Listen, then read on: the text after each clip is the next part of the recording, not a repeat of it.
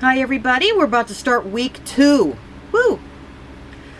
And I want to thank you for your patience last week. I know it was kind of confusing. I've taught for Olivet since 2012, and this is the first time that they've ever considered July 4th week a week off. And I don't think that they considered those of us who were starting a class July 2nd when they made that decision. So thankfully, it only put us a day behind with the drawers opening, and I think there was a little bit of stumbling along the road. You know, we all need to accept the fact that we have 2 cohorts here, and they actually had several cohorts, but due to students'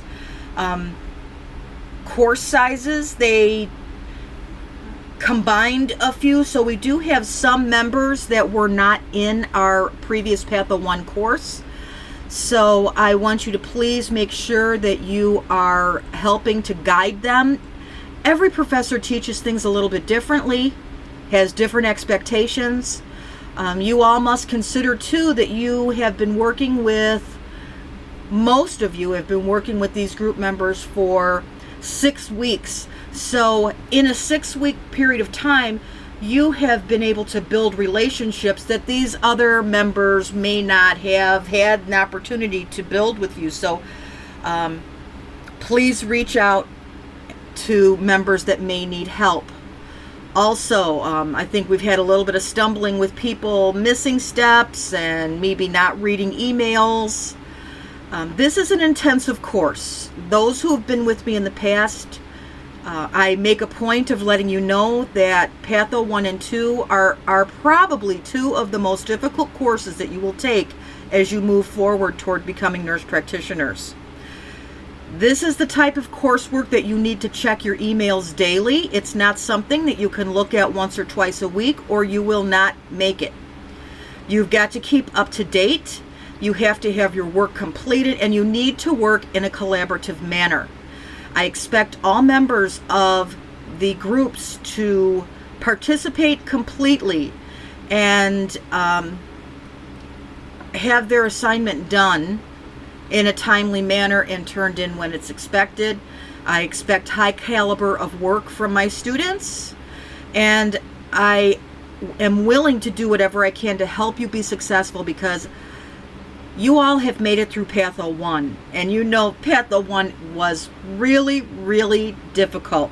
So that's a testament to you to begin with. So now that you're here in Patho 2, I know that you've got what it takes. You've made it this far. So as we move forward in week 2, hopefully we're all going to be on the same page, because starting bright and early tomorrow morning at 8:30 in the morning, the healthcare provider's diagnosis is going to be revealed for every group's videos.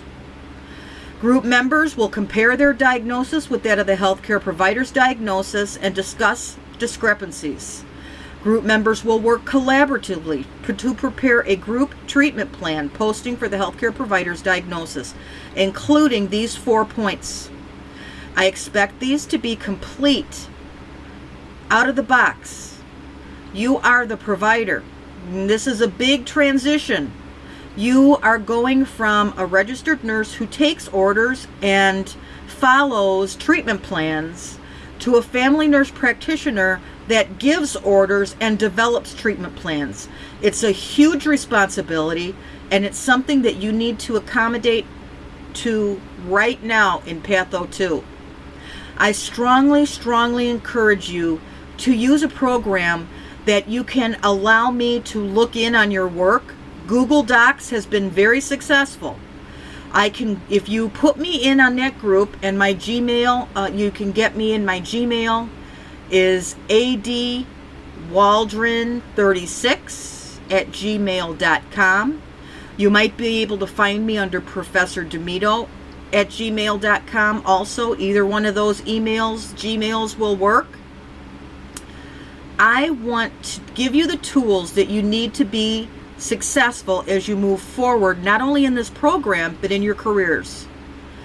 You're learning an enormous amount of material in a very short period of time. And when you get out there and begin practicing as a nurse practitioner, It isn't like when you were an RN. When you became a registered nurse, many of you were involved in intensive programs that helped guide you in your new role. Many RN orientation programs last anywhere from 3 to 6 months. When you become a nurse practitioner, you're going to be expected not to perform as an expert nurse practitioner, but you're going to be expected to perform with at least a certain amount of capability and be able to take care of your patients in a competent manner. So it's incredibly important when you are working on these treatment plans that you give it good thought and work through each piece individually. Use your textbooks, research, and find out what you should be doing when you are treating these patients. So far, I must say, you've been doing a great job. I was very impressed. Remember, I want you to begin documenting all of your notes in a SOAP note format.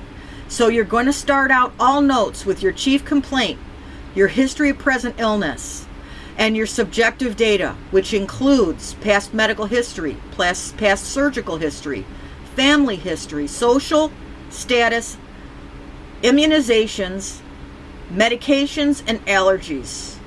That stuff is all in your subjective area, and I want it split out in those sections because that's how you'll be doing it as a nurse practitioner. You will first gather all of your subjective data. Then you'll go into the O, which is your objective data. Your objective data always begins with vital signs.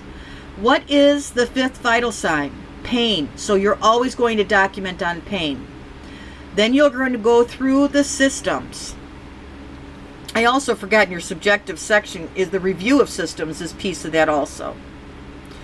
So I'm just giving you an introduction, and because of this introduction, you're definitely going to be a step above when you move forward into your physical assessment course, because you're going to have tools to be successful that your counterparts may not have because they're not learning about how to develop these SOAP notes. So let's regroup. Let's take a deep breath and blow it out. We're going to start week 2 with a fresh mind and a fresh mindset. And we're going to move forward in a cohesive manner and work as a team, because that's what nursing is all about. Teamwork, working together, encouraging each other, building each other up. And that's what I expect from here on out. As I said earlier, it is going to greatly benefit you to check your email on a daily basis. I'm going to be posting some videos that group members may not have had the advantage of seeing if they weren't in our cohorts before. I'm also going to put in a video on the expectations of the next paper. Also, coming up rapidly is our first exam. So we're going to be doing an exam review. The date I'll give you the date this week because that comes up faster than you can possibly imagine. And please reach out to me. I would rather have you email me 10 times a day with a question and get a good answer for you than for you to not reach out and in a week find out there's a problem. So email me. That's the best method of communication.